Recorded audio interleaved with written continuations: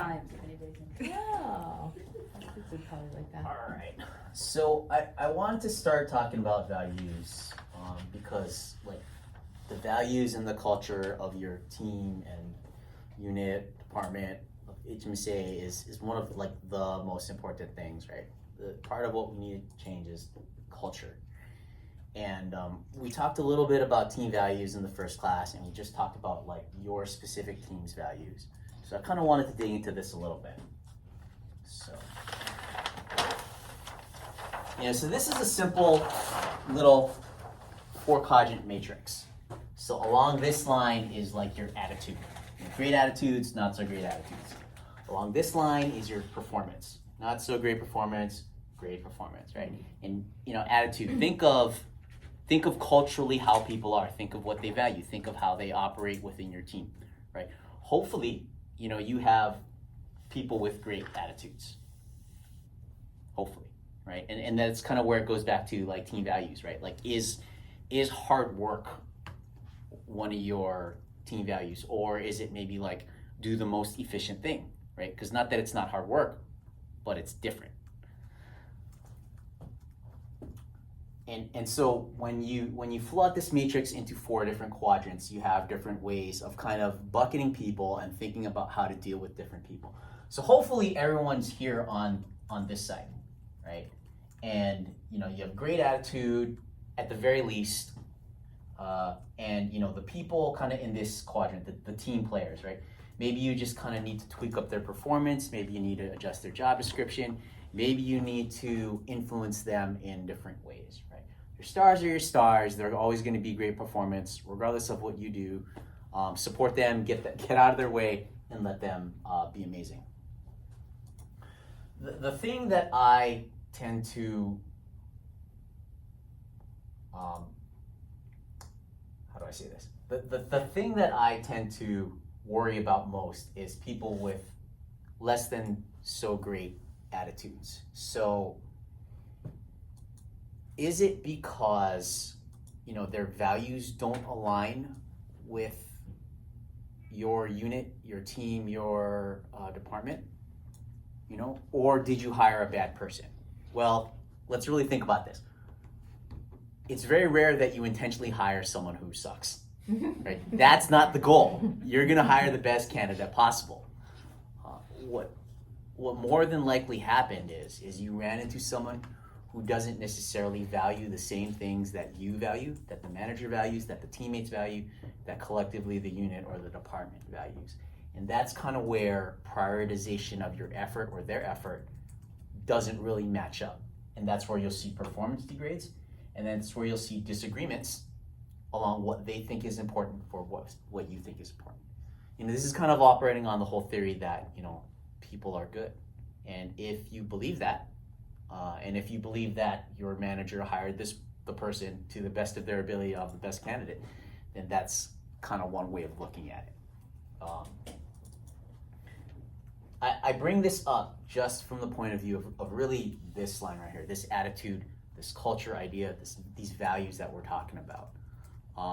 So again, not that you want everyone in your team exactly the same, but you want them to have similar values.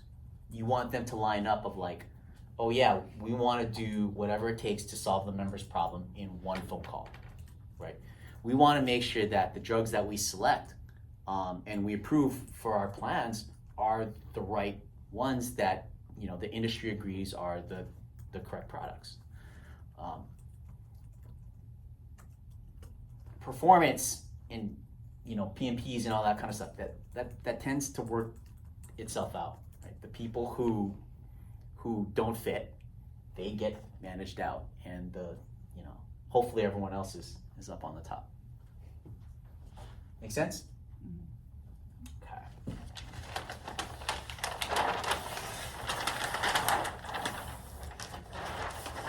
All right, what's that? A desert? That is the desert.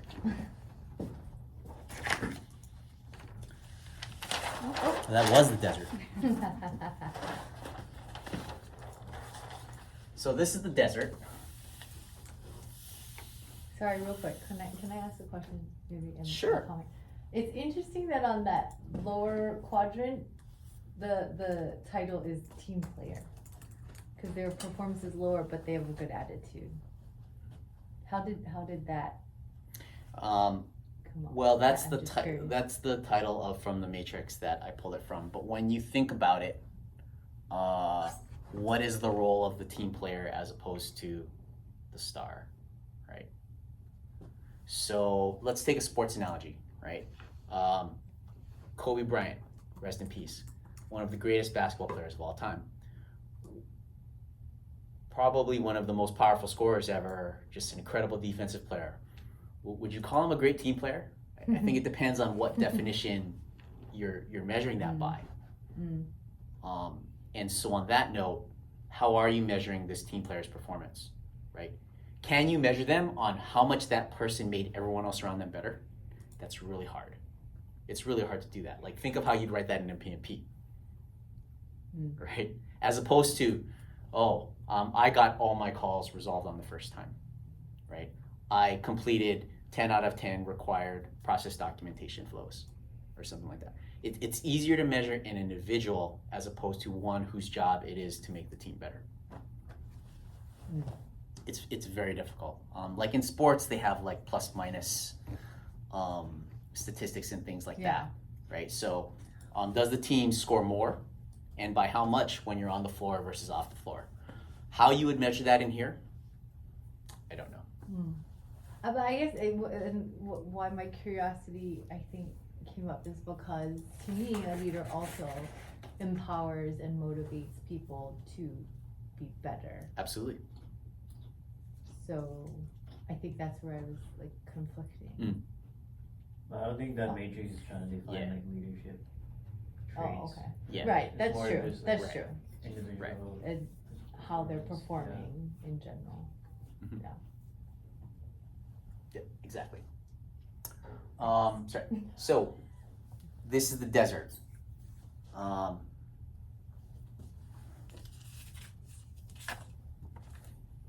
What's this? Polar bear. It's a polar bear. Let's go put Mr. Polar Bear into the desert. What do you think's gonna happen with this polar bear? Not gonna do well at all. He's gonna need a lot of ices to stay cool. How about this? You guys see this? Fir tree? Pine tree, Christmas tree. Not gonna fit? No. No. But I had a couple things here who might, right? Got some cactus and it's flowering and it's fruiting. All right. And I got a little roadrunner. Beep beep. Right. These guys are gonna thrive. The other guys, not so much. Contextually, certain things will thrive or survive in the desert, and certain things, frankly, will not. And what I'm talking about is your team environment, right? If you have 9 out of 10 people aligned with doing the right thing for the customer, if you have 9 out of 10 people aligned with treating people with aloha, being honest, open and honest always, that one person, they're gonna select out, right? Setting up this context in your teams is arguably one of the most important things that you do as a leader or as a manager. Remember we were talking about this last time, right? You're setting up a new department, you're establishing a new team, you're figuring things out, you hired a new person. You wanna talk about your team values, what you stand for, what's important to you, so that you can create this context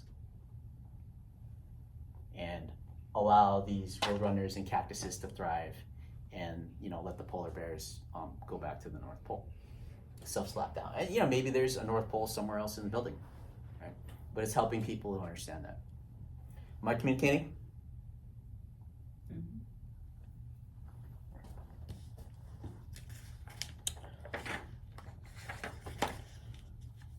All right.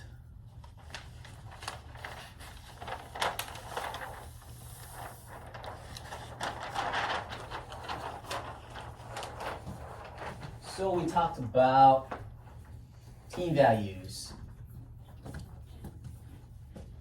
Here I'm actually referring to like personal values, what you personally think is important. And it may be similar, it may be different. You know, your personal values may be like an aspect of the team values. It may be like a specific slice of it. Based off of your values, you have certain thoughts and beliefs about like any given topic or situation. So let's say that you value treating people nicely and with aloha. And then you see someone treat someone the opposite way. You're gonna have certain thoughts and feelings and beliefs about that experience, right? But let's say that you believe in treating people with respect more so than aloha. And you see someone treating someone else with maybe not aloha, but with respect in a different way. You're gonna have a different reaction to the same experience. So what I'm trying to say is that based off of what your values are, you're going to think, and then feel certain things about any situation, about the environment, or whatever.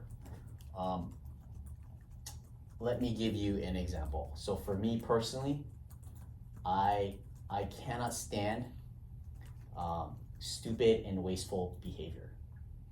So whenever I see it in this building, it drives me crazy, and I get like animated, and I start to get upset, and I start to make fun of it, and then I realize like, oh, I'm doing it again. I'm working myself up, and then I have to take a breath and do that.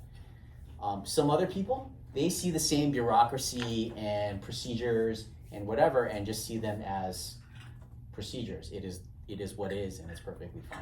But it sure sets me off, right? Because it's in my values, so I think and then I feel certain things about that. And I already talked about the actions and behaviors, right? I get all worked up, my voice comes up, I start making fun of things. And as a result, I get viewed a certain way. People think that I kind of just joke about things, right? Because frankly, there's a lot of things that in my mind are like wasteful or stupid or what have you, right? And when I talk, they'll often hear all of the jokes that I make about how silly things are in this building. And so I come off as, silly or what have you, however people perceive me. Does that make sense? Mm-hmm. So the point of this is that, again, each person walks through the world valuing things a certain way. And as a result, they're going to behave in a certain way appropriately and ultimately get perceived and have certain kind of results, all stemmed based off of your values. Does that make sense to everyone? Mm-hmm. Anyone have any thoughts on that?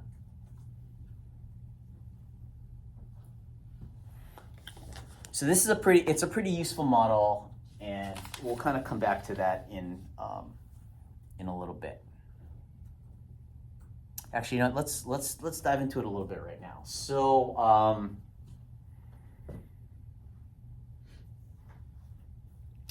membership, right? You care about the member, right? Would you say that that's kind of like a servicing the member is like one of your values or something like that? Yeah. The values of your team, Mm-hmm. right? And oftentimes it might come in conflict with other units, right? That's what I heard you say. Mm-hmm. Yeah. So again, so even great values can cause results that may be perceived as negative, right? Like from your side, it's positive, but from someone else's side, they might perceive it as negative. Mm-hmm. And as leaders, we want to take the perspective of like, okay, what perspective am I looking at it from, right? Whose values and what are the results? Because it's the same thing, right? But it's just from two different sides. One side's from like serving the member, and one side might be from financial or something like that.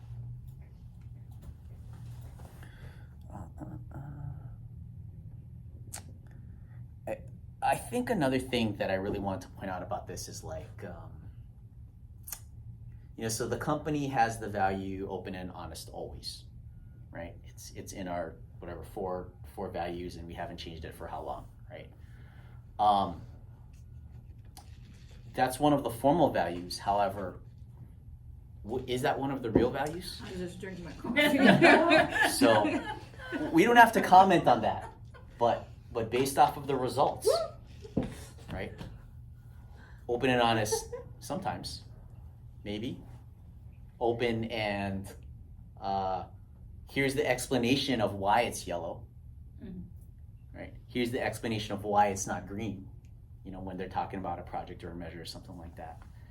So I think you can kind of see the dissonance between what is often said and what's true, right?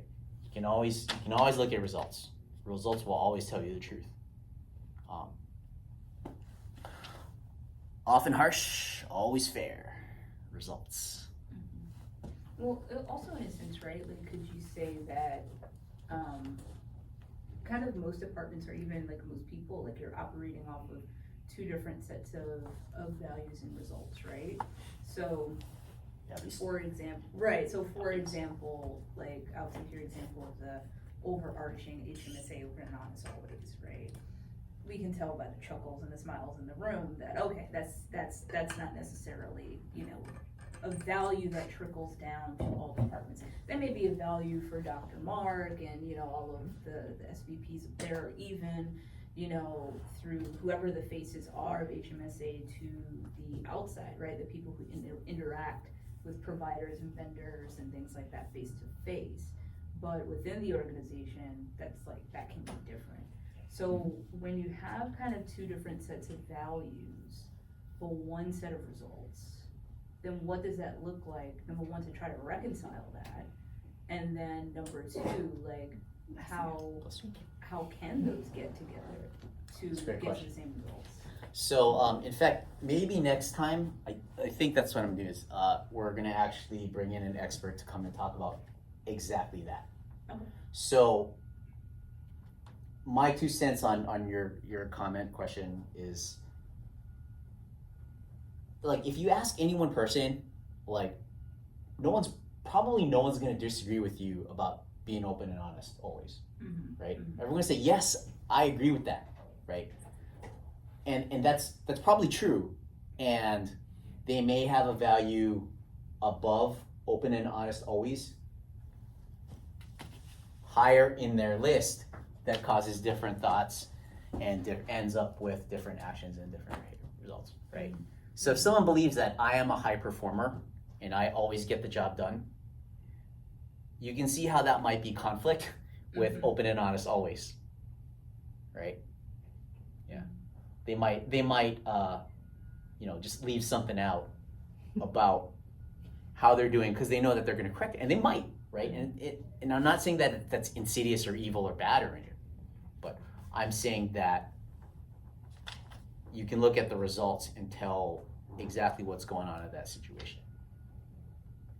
I think that's the key word though. Like, it's situational, Absolutely. right? Absolutely. How open and how honest depends on the situation. And that's why like team values are so important, because these are the things that are going to be important to your team at the cost of other values. No one talks about that, right? If we say that these are our values, right?